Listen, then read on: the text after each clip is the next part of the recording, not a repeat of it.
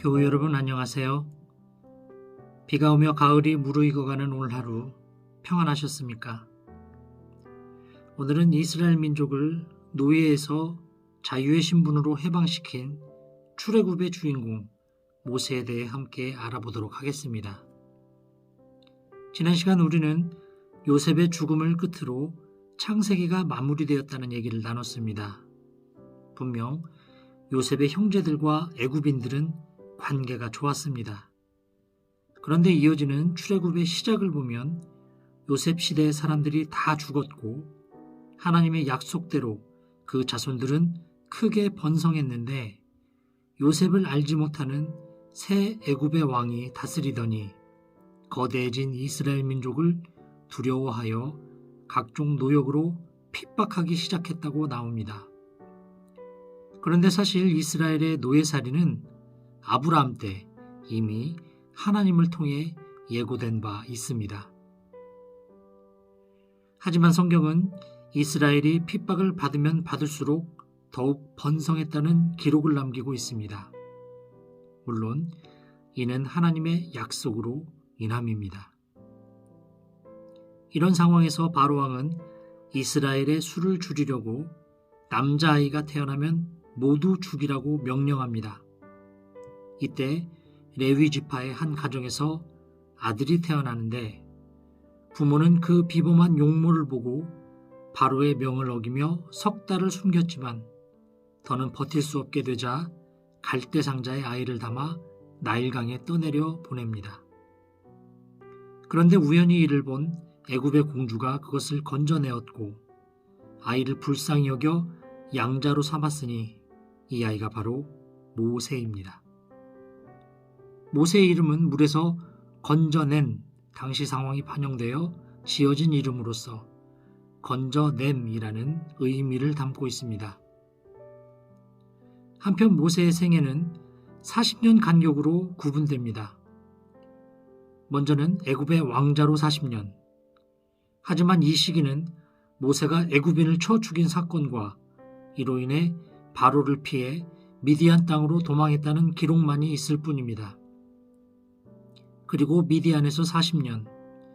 이 시기에 대한 기록에서도 단지 모세가 가정을 이루고 광야의 목동으로 지냈다는 것만 알 수 있지만 중요한 사건이 하나 등장하는데 바로 하나님으로부터 이스라엘 민족을 구출하라는 소명을 받는 사건입니다.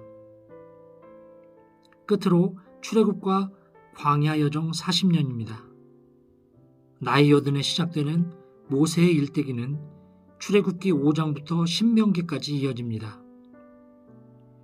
모세는 왕자였을 때 스스로 특별한 사람으로 생각했습니다.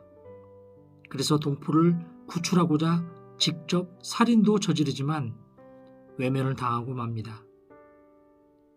광야로 도망친 모세는 자신이 아무것도 아님을 깨닫습니다. 조용히 목동으로 숨어 지냈고 하나님을 만나 소명을 받을 때에도 내가 누구에게 바로에게 가며 이스라엘 자손을 애굽에서 인도하여 내리이까 라며 자신이 변변치 않은 존재임을 인정합니다. 하지만 하나님은 내가 반드시 너와 함께 있으리라 말씀하시며 모세를 출애굽의 지도자로 작정하십니다. 하나님의 부르심을 고집 피우며 극구 사양하려던 모세는 결국 하나님의 뜻을 거스를 수 없었습니다. 그래서 비로소 젊은 시절 스스로를 특별한 존재로 믿었던 모세가 이제는 아무것도 아니라며 자신을 믿지 못했다가 결국 하나님을 믿고 의지하는 지도자로 변화됩니다.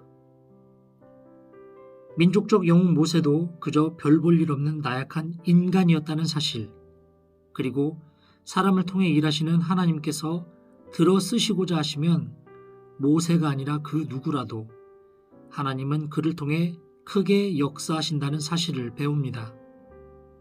단, 우리는 하나님의 부름에 순종해야 합니다. 하나님을 의지한다는 것, 그것은 하나님께서 내가 반드시 너와 함께 있으리라는 말씀을 신뢰하는 것 아닐까요?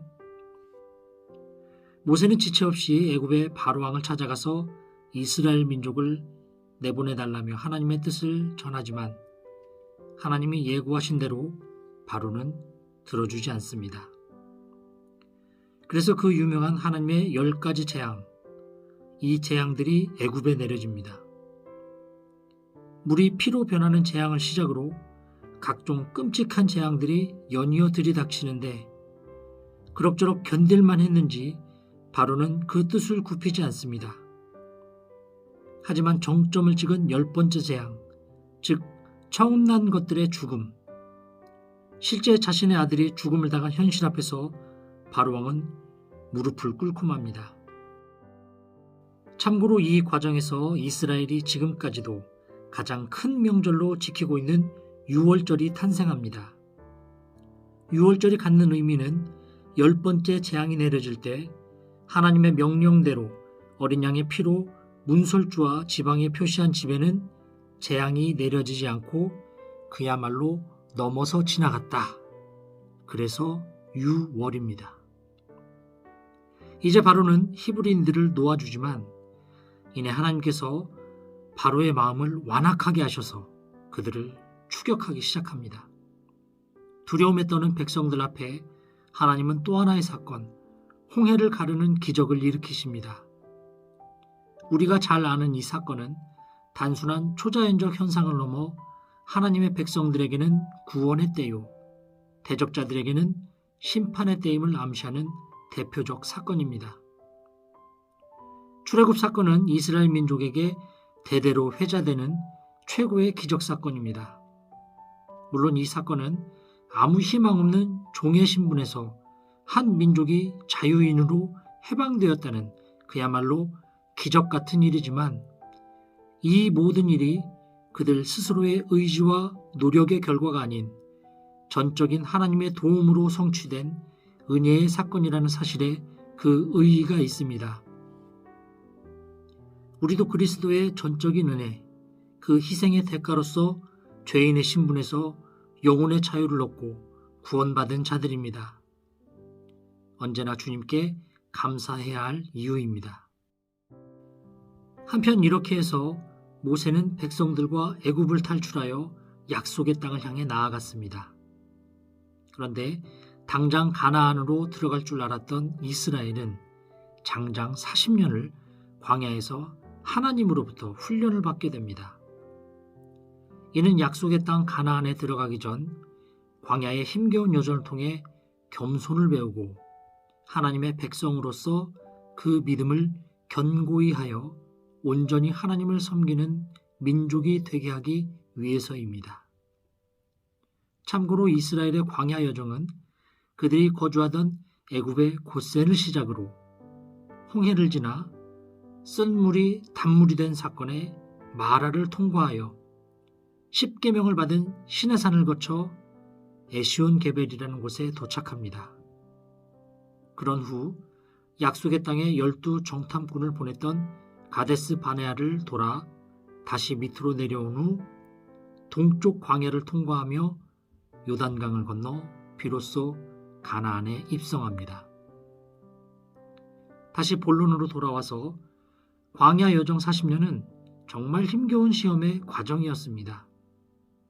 하나님은 아무것도 없는 광야에서 구름 기둥과 불 기둥으로 그들을 인도하시고 만나와 메추라기로 배불리시며 때때로 단물을 제공하시고 40년 동안 옷이 헤어지거나 발이 부르트지 않게 인도하셨음에도 백성들은 끊임없이 하나님을 배반하고 지도자를 원망했습니다.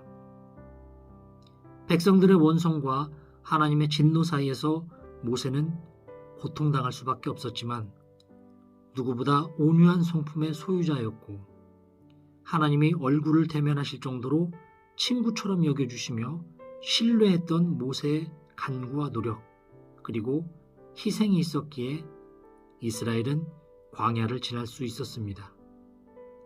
물론 그럼에도 불구하고 이스라엘은 그들의 끊임없는 불신으로 인해 끝내 약속의 땅을 밟지 못하고 여호수아와 갈렙만이 출애굽 2세대와 함께 하나님의 약속을 이어갑니다. 그리고 그들 속에는 안타깝게도 모세도 포함됩니다.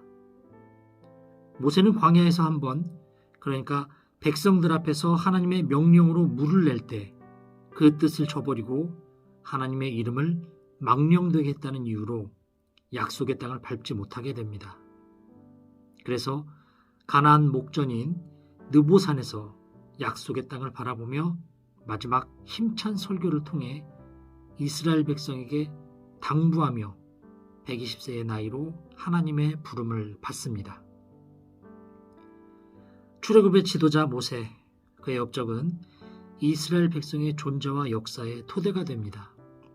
우리는 그의 믿음과 삶을 통해 때론 우리를 부르시는 하나님의 말씀에 변명하며 순종하지 않으려는 나의 모습을 발견하기도 하지만 완악한 백성들을 하나님의 말씀으로 훈계하며 그들을 위해 헌신하는, 그리고 누구보다 하나님을 신뢰하며 그 말씀에 순종하는 전형적인 신앙인의 모범을 바라보게 됩니다. 하나님은 오늘도 믿는 자들을 택하여 세우시고 필요한 곳에 보내십니다. 그를 사용하시기에 앞서 단련하시기도 합니다.